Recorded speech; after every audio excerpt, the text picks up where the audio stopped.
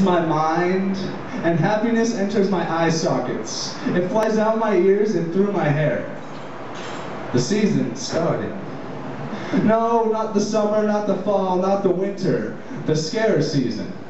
I'm about ready to march in my colors of red, fake latex blood, clown makeup, and chainsaws. I'm going to set up my burlap sack, and I'm going to start chasing people around with an axe. I know a lot of times with poets, they use a stage name or something like that. Now, you call yourself Andrew T. Is that because of a website or because of poetry? I mean, why do you call yourself Andrew T? I call myself Andrew T mainly because back in the day at Baxter's, a lot of people had really weird, per se, poetry names. Like, for instance, someone that comes here at kafenieo, her poetry name's Purple Moose. And Kari, her poetry name's Randomonia. And a lot of people have very, very weird names, and I figured my poetry is weird enough as it is. It comes out randomly, it comes out almost from my subconscious, and it seems very informal. And to me, I figure having a formal Andrew T, the beginning letter of my last name, Thompson, was so formal it would be almost poetic justice to how my poetry works. Andrew, you know, I've worked with you and we do a lot of things together. I love your stuff and it's so random. To you though, what makes you different? I mean, in your own words, what makes you unique compared to other poets or other people that are doing what you do? Well, the most obvious thing that makes me unique is my improv. There are a lot of improv poets. One in Utah, I've never seen him. He's a hero of mine. His name is Jaguar, and his poetry is beautiful. He's actually the person who inspired me to do improv poetry. But I think beyond that, what makes me unique in my poetry is just I believe I have a mix of maturity and immaturity. I like to keep everything colorful and comical to a point, so when my darker points come, they feel more exaggerated. And I love doing that. I love getting my point across that way. And I honestly think that's what I would say maybe We more are unique. joyless statues without it. It's just as important. Because if we didn't fear, we wouldn't know what peace was. If we didn't know what peace was, we would be nothing but mindless zombies. What makes my poetry and stuff go around, and what I do go around and interfere and just work with what's going on in the world around, is a lot of my stuff is based on what happens to me that week, that day, that moment. And a lot of the times it'll be political things or just things I see happening on the street, social things, things that I'm offended by, things that I think are beautiful. And I don't think I would have any inspiration if it wasn't for the world around me. And that's what I would say would be my biggest influence, is the world around I'm me. going to make little That's what I girls would say. scream. I'm going to make men feel less masculine.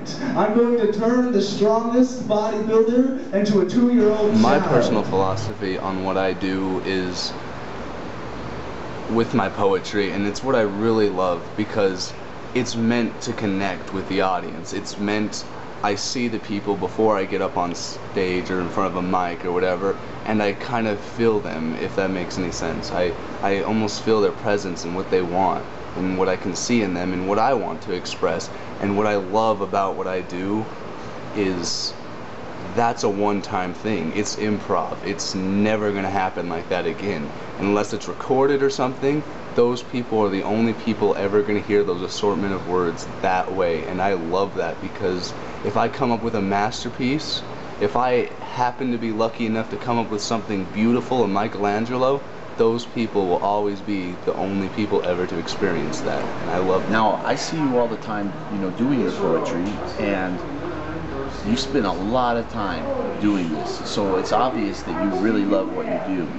I'm just a little curious what else you do. I mean, what do you do when you're not doing improv poetry? Mostly waiting for the next time I could do poetry.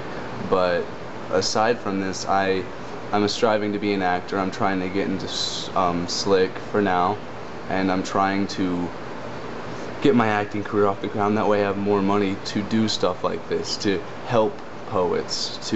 I ultimately want to be rich so I can help starving artists get their feet off the ground, and that's the biggest reason I want to get into acting. I'm a very dramatic person, I'm a comical person, and I would love to act just so I can make that money to make people's dreams come true, because if I could be a professional poet, that's what I would do.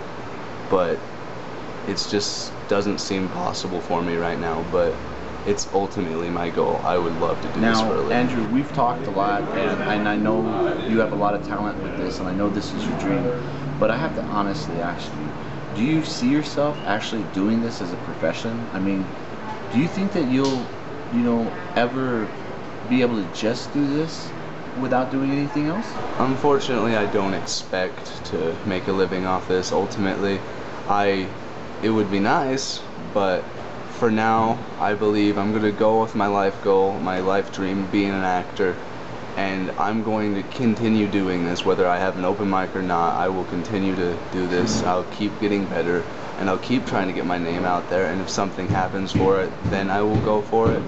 But for the time being, I don't believe I expect anything to happen. Daddy, where do babies come from? Well, see, son, a man rents a cheap hotel room. He goes in there with a girl he loves, girl he met in a bar, prostitute. Then there's a lot of moaning and groaning and grunting and panting and sweating. Finally, when the man gets his pants off, a troll jumps through the window, punches the girl in the head, and takes her womb. He takes the womb into a forest. He takes it, he climbs it into a mystical tower where thousands of doors are working on wooden, plastic babies. Ultimately love doing this, and this is me. I close my eyes, a poem comes out, and it's beautiful to me. No matter if I bomb it, no matter what I do, it's amazing, and I love doing it. I don't think I'll ever stop doing it, and it just feels good. I can come to places like Kafenieo, and it really feels good to be part of this, part of wizpow, part of all of this, because this is what life's living for, doing what you love, and this is definitely something I love.